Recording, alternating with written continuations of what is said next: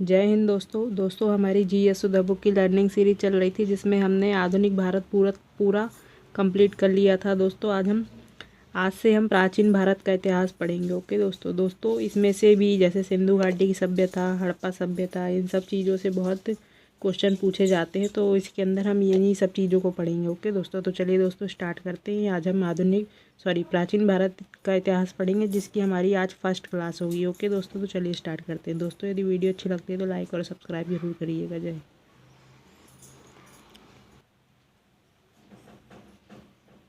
प्राचीन भारत का इतिहास। प्राचीन भारत के इतिहास के अध्ययन के प्रमुख स्रोत एवं प्रागैतिहासिक काल। भूमिका। इतिहास के जनक हेरोडोटस हैं। इनको हिस्टोरिका नामक पुस्तक लिखी थी इन्होंने। इतिहास अतीत में मानव के द्वारा किए गए प्रयासों की एक अनुक्रमिक कथा है। इतिहास के आवश्यक एवं अनिवार्य अंग अतीत सभ्य युग मानव के द्वारा किए गए प्रयास तथा घटनाओं का एक अनुक्रमिक प्रसार है। वह घटना जो संपन्न हो चुकी है, चाहे अभी या चाहे सहस्राब्दियों पूर्व, इतिहास का एक अंग बन जाती हैं। इतिहास ऐसी बातों का वृतांत होता है जो भूतकाल में हुई हो। इतिहास विगत घटनाओं के बारे में चिंतन करता है। इतिहास हमारी तथा हमारे समाज की दिशा एवं दशा का निर्धारण करता है और भविष्य को सुरक्षित रखने का भी प्रयास करता है। प्राचीन भारत का इतिहास मानव सभ्यता के उस समय का इतिहास है जब वह अपने निर्णय की अवस्था में था। ओके दोस्तों, प्राचीन भारत के इतिहास के अध्ययन के प्रमुख स्रोत। प्राचीन भारत के इतिहास के अध्ययन के प्रमुख स्रोत विविध एवं विभिन्न प्रकार के हैं।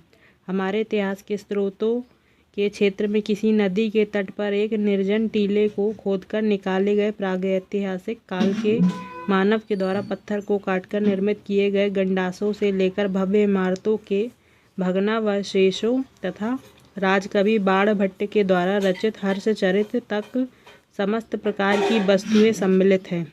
अध्ययन की सुविधा की दृष्टि से हम इन स्रोतों को दो भागों में विभाजित कर सकते हैं: पुरातात्विक स्रोत, साहित्यिक स्रोत। ओके दोस्तों, पुरातात्विक स्रोत। अभिलेख। सबसे प्राचीन अभिलेखों में मध्य एशिया के बोगज कोई से प्राप्त अभिलेख हैं। इन अभिलेखों पर वैदिक देवता इंद्र, वरुण, मित्र एवं नासत्य के नाम मिलते हैं। इनसे ऋग्वेद की तिथि ज्ञात करने में सहायता मिलती है। सर्वप्रथम वर्ष 1837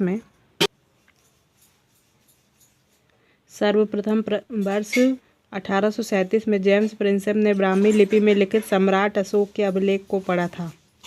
प्रमुख अभिलेख। संबंधित शासक, विषय वस्तु।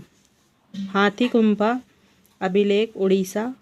इसके प्रमुख शासक खारवेल थे। राजा खारवेल के शासन के काल की घटनाओं का क्रमबद्ध विवरण मिलता है। जूनागढ़ अभिलेख। दोस्तों ये पेपर में पूछा जाता है। गिरनार अभिलेख भी इसको कहते हैं, गुजरात में है। रुद्रदामन संबंधित शासक हैं। रुद्रदामन तथा गिरनार की सुदर्शन झील का विवरण इस अभिलेख में मिलता है। ओके दोस्तों,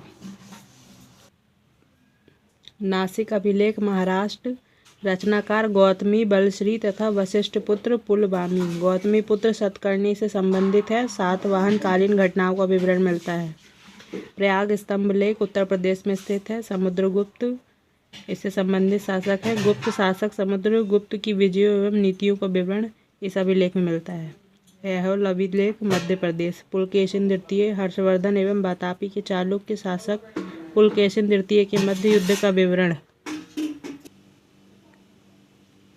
भीतरी स्तंभ लेख, स्कंदगुप्त उत्तर प्रदेश में स्थित है। मंदसौर अभिलेख मध्य प्रदेश में। मालवा नरेश यशोधर्मन की सैनिक उपलब्धियों का विवरण इस अभिलेख में है। अयोध्या अभिलेख उत्तर प्रदेश में है। धनदेव इसके संबंधित शासक है। पुष्यमित्र शुंग के द्वारा किए गए अश्वमेघ यज्ञों का विवरण इस अभिलेख में मिलता है। महरौली अभिलेख, दिल्ली। चंद्रगुप्त द्वितीय इसके संबंधित शासक हैं। गुप्त शासक चंद्रगुप्त द्वितीय की सैनिक उपलब्धियों का विवरण इस अभिलेख में मिलता है। ओके